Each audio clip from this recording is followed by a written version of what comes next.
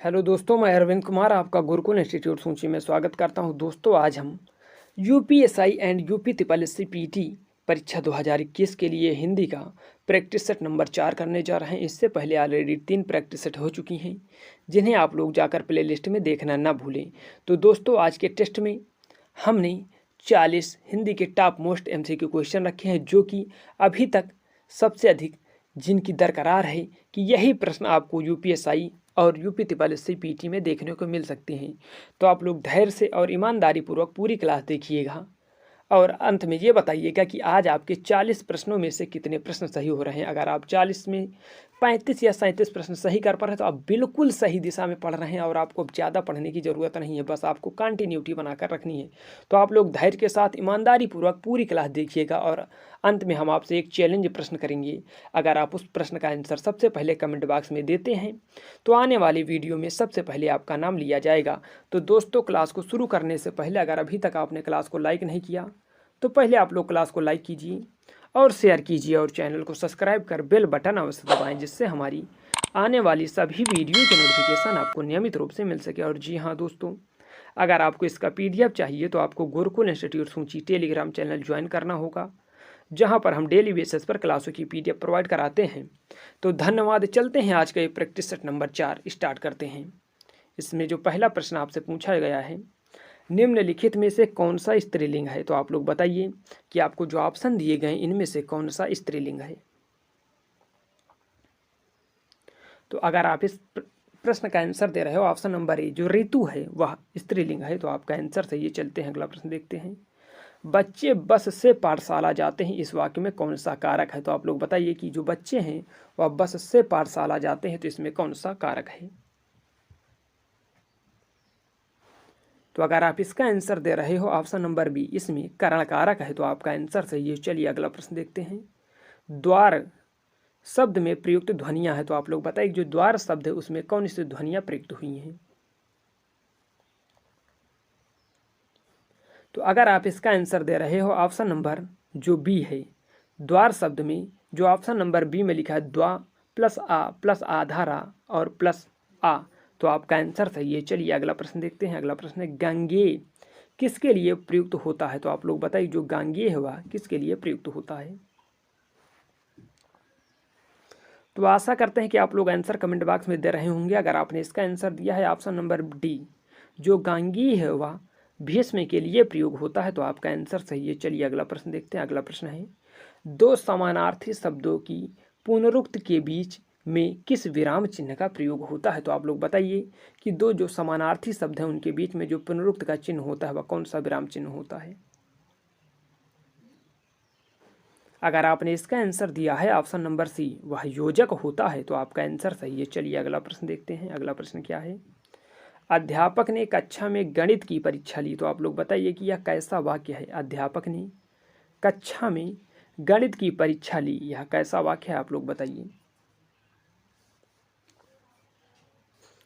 तो अगर आपने इसका आंसर दिया है ऑप्शन नंबर बी, यह कृतवाच्य है।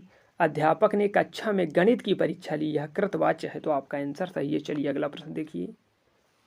कहाँ राजा भोज कहाँ गंगूतेली लोकोक्ति का सही अर्थ चुनिए। तो आप लोग बताइए कि कहाँ राजा भोज और कहाँ गंगूतेली लोकोक्ति का सही अर्थ क्या होगा। अगर आपने इस प्रश्न का आंसर दिया है ऑप्शन नंबर सी, आकाश पाताल का अंतर होना, तो आपका आंसर सही है। चलिए अगला प्रश्न देखते हैं। अगला प्रश्न है समूहार्थक शब्द को चिन्हित कीजिए। तो आप लोग जो समूहार्थक शब्द है उसे चिन्हित करें कि कौन सा है। तो आशा करते हैं कि आप लोगों ने आंसर कमेंट बॉक्स में दे चुके होंगे। अगर आपने इसका आंसर दिया है जो स्तवक है वह समूहार्थक शब्द है, तो आपका आंसर सही है। चलिए अगला प्रश्न देखते हैं। निम्नलिखित में से उपसर्ग रहित शब्द कौन सा है। तो आप लोग बताइए कि इसमें जो है वह उपसर्ग रहित शब्द कौन सा है।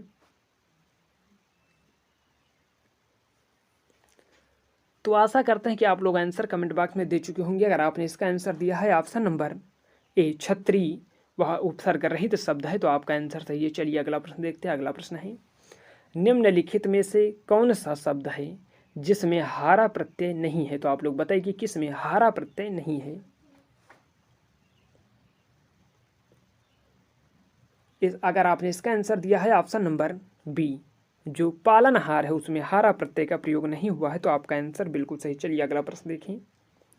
विदेशी शब्द नहीं है, तो आप लोग बताइए कि आपको जो ऑप्शन दिए गए हैं इनमें से विदेशी शब्द कौन सा नहीं है। अगर आपने इसका आंसर दिया है ऑप्शन नंबर सी, तो आपका आंसर सही है। चलिए अगला प्रश्न देखते हैं। निम्नलिखित में से कौन सा शब्द देशज नहीं है, तो आप लोग बताइए कि कौन सा शब्द देशज नहीं है। अगर आपने इसका आंसर दिया है ऑप्शन नंबर डी, जो सांझ है वह देशज नहीं है, तो आपका आंसर सही है। चलिए अगला प्रश्न देखें। कौटिल्य का विलोम शब्द है, तो आप लोग कौटिल्य का विलोम शब्द बताइए। अगर आप इसका आंसर दे रहे हो ऑप्शन नंबर डी, जो आजर्व है वह कौटिल्य का विलोम शब्द है, तो आपका आंसर सही है। चलिए अगला प्रश्न देखते हैं। निम्न में से कौन सा व्यंजन संघर्षी है, तो आप लोग बताइए कि संघर्षी व्यंजन कौन सा है। अगर आप इसका आंसर दे रहे हो ऑप्शन नंबर ए, हा, जो है हा है वह संघर्षी व्यंजन है, तो आपका आंसर सही है। चलिए अगला प्रश्न देखते हैं। निम्नलिखित वाक्य में एकल अवतरण विराम के अंदर लिखे शब्द की शुद्ध वर्तनी कौन सी है। अत्यधिक व्यस्तता से जीवन में निरसता आ जाती है, तो आप लोग जो अत्यधिक है इसे आपको शुद्ध वर्तनी बताना है कि इसकी कौन सी है। तो आशा करते हैं कि आप लोग आंसर कमेंट बॉक्स में दिए होंगे। अगर आपने इसका आंसर बताया है ऑप्शन नंबर जो ए है, अत्यधिक, अत्यधिक नहीं होता वह अत्यधिक होता है, तो आपका आंसर सही है। चलिए अगला प्रश्न देखते हैं। निम्न में से अशुद्ध शब्द है, आप लोग बताइए कि अशुद्ध शब्द कौन सा है।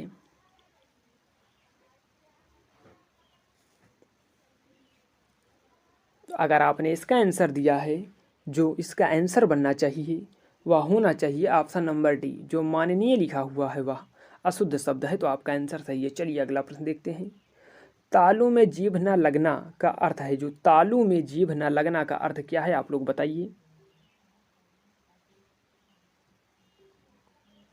अगर आपने इसका आंसर दिया है ऑप्शन नंबर सी, चुप ना रहना, तालू में जीभ न लगना का अर्थ है चुप ना रहना, तो आपका आंसर सही है। चलिए अगला प्रश्न देखते हैं। प्रत्यक्ष में कौन सा समास है, तो आप लोग बताइए कि प्रत्यक्ष में कौन सा समास है।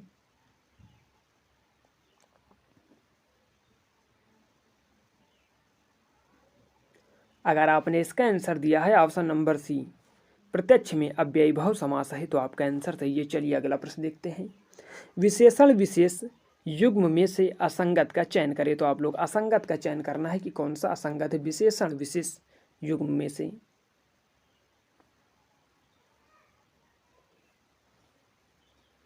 तो अगर आपने इसका आंसर दिया है ऑप्शन नंबर ए, जो कांटा और कंटक है वह असंगत है, तो आपका आंसर सही है। चलिए अगला प्रश्न देखते हैं। नृत्य का तद्भव रूप होगा, नृत्य का तद्भव रूप क्या होगा, आप लोग बताइए।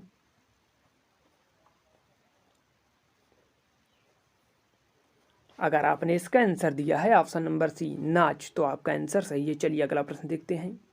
निम्नलिखित विकल्पों में से तत्सम शब्द का चयन कीजिए, तो आप लोग तत्सम शब्द का चयन करें कि आपको जो दिया गया है इसमें तत्सम शब्द कौन सा है। अगर आपने इसका आंसर दिया है ऑप्शन नंबर सी, जो निष्कृष्ट लिखा हुआ है वह तत्सम शब्द है, तो आपका आंसर सही है। चलिए अगला प्रश्न देखते हैं। अगला प्रश्न क्या है।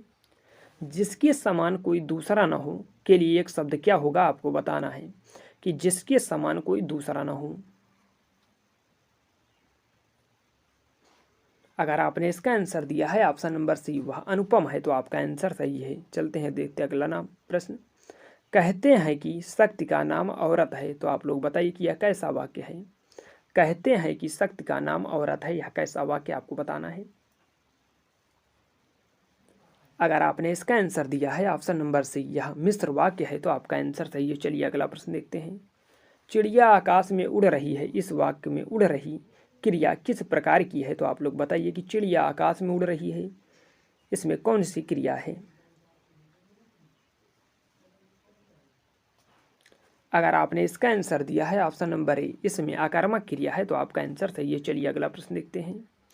सर्वप्रथम भाषा का प्रयोग किस रूप में हुआ, तो आप लोग आंसर बताइए कि सर्वप्रथम भाषा का प्रयोग किस रूप में हुआ।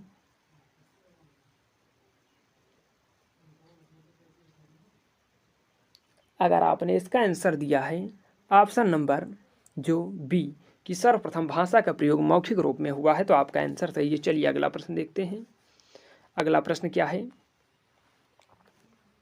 अगला प्रश्न है खूंटी शब्द का बहुवचन बताइए। तो आप लोग खूंटी शब्द का बहुवचन बताइए। अगर आपने इसका आंसर दिया है ऑप्शन नंबर सी खूंटियां तो आपका आंसर सही है। चलिए अगला प्रश्न देखते हैं। अगला प्रश्न है ऐसा लगा मानो बम फटा हो वाक्य में कौन सा अव्यय है? तो आप लोग अव्यय बताना है कि ऐसा लगा मानो बम फटा हो, इसमें कौन सा अव्यय है?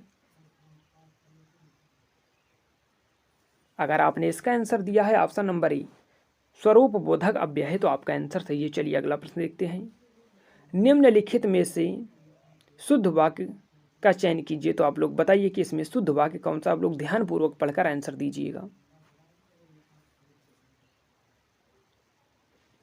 अगर आपने इसका आंसर दिया है ऑप्शन नंबर ए मैं उन्हें धन्यवाद देता हूं, यह बिल्कुल शुद्ध वाक्य है तो आपका आंसर सही है। चलिए अगला प्रश्न देखते हैं। अगला प्रश्न है निम्नलिखित में से अशुद्ध वाक्य है, अशुद्ध वाक्य कौन सा है? आपको बताना है। अगर आप इसका आंसर दे रहे हो ऑप्शन नंबर डी व्यायाम स्वास्थ्य के लिए उपयोगी है, यह अशुद्ध वाक्य है तो आपका आंसर सही है। चलिए अगला प्रश्न देखते हैं। अगला प्रश्न है मैं खाना खा चुका हूँ, मैं खाना खा चुका था, इस वाक्य में कौन सा भूतकालिक भेद है? तो आप लोग बताइए कि मैं खाना खा चुका था में कौन सा भूतकालिक भेद है? अगर आप इसका आंसर दे रहे हो ऑप्शन नंबर जो डी है पूर्ण भूत तो आपका आंसर बिल्कुल सही। चलिए अगला प्रश्न देखते हैं। अगला प्रश्न है शासकीय पत्र के संदर्भ में कौन सा कथन गलत है? तो आप लोग बताइए कि शासकीय पत्र के संबंध में कौन सा कथन गलत है?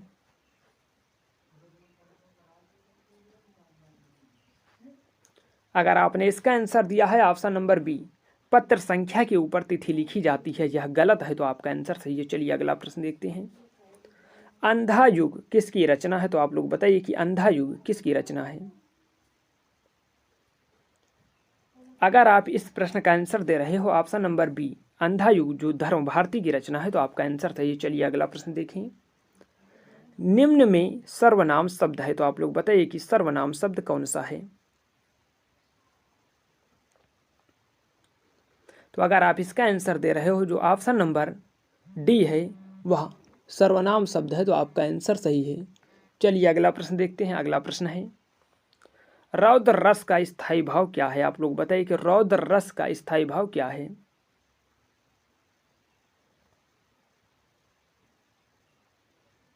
तो अगर आप इसका आंसर दे रहे हो ऑप्शन नंबर ए वह क्रोध है तो आपका आंसर सही है। चलिए अगला प्रश्न देखते हैं।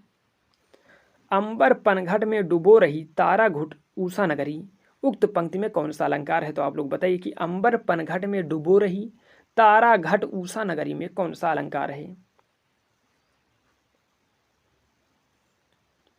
तो अगर आपने इसका आंसर दिया है ऑप्शन नंबर सी इसमें रूपक अलंकार है तो आपका आंसर सही है। चलिए अगला प्रश्न देखते हैं। तन शब्द का लिंग निर्धारित कीजिए। तो आप लोग बताइए कि तन शब्द का कौन सा लिंग होना चाहिए?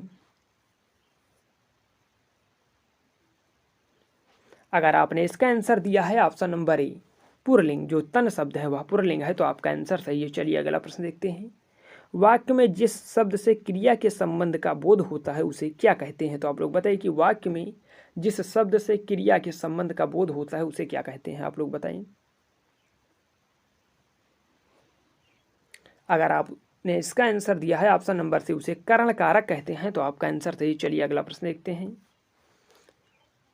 अगला प्रश्न है अन्वय का संधि विच्छेद निम्न में से कौन सा है? तो आप लोग बताइए कि जो अन्वय है उसका संधि विच्छेद कौन सा होगा?